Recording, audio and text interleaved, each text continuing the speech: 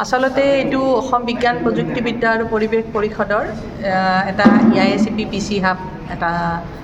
Centre এটা আছে। এইটো ভাৰত চৰকাৰৰ পৰিৱেশ বন আৰু জলবায়ু পৰিৱৰ্তন মন্ত্ৰণালয়ৰ এটা অনুষ্ঠান আৰু এই অনুষ্ঠানৰ যোগেদি আমি প্ৰতি বছৰ গ্ৰীণ স্কিল ডেভেলপমেণ্ট প্ৰগ্ৰেমৰ ওপৰত বনৰীয়া মৌ মাখি পালন আৰু বাঁহ বেতৰ বস্তু বনোৱাৰ প্ৰশিক্ষণ দি আহিছোঁ। এইবাৰ বাঁহ বেতৰ প্ৰশিক্ষণৰ কাৰণে আমি বাৰপূজীয়া অঞ্চলটো আমি এই নিৰ্বাচন কৰি ওলাইছোঁ আৰু ইয়াত আমাক সক্ৰিয়ভাৱে আমাৰ লগত সহযোগী হৈ আছে north east can and bamboo development council, যিটো বৰ্ণিহাটত আছে। আমি দুইটা অনুষ্ঠানে একেলগ হৈ এই অনুষ্ঠানটো GSDP প্ৰগ্ৰেমটো দি আহিছোঁ আৰু সফলতাৰে এইবছৰ বাৰপূজীয়া অঞ্চলত 30জন প্ৰশিক্ষাৰ্থীয়ে প্ৰশিক্ষণ লৈছে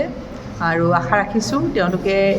এই প্ৰশিক্ষণৰ অন্তত একোজন সফল শিল্পী হিচাপে নিজকে প্ৰতিষ্ঠিত কৰিব আৰু যিটো গ্ৰীণ স্কিল ডেভেলপমেণ্ট প্ৰগ্ৰেমৰ যিটো অন্তৰ্গত যিটো প্ৰশিক্ষণ লাভ কৰিলে তাৰ দ্বাৰা নিজৰ জীৱন নিৰ্বাহৰ জীৱনশৈলী চলাই লৈ যাব।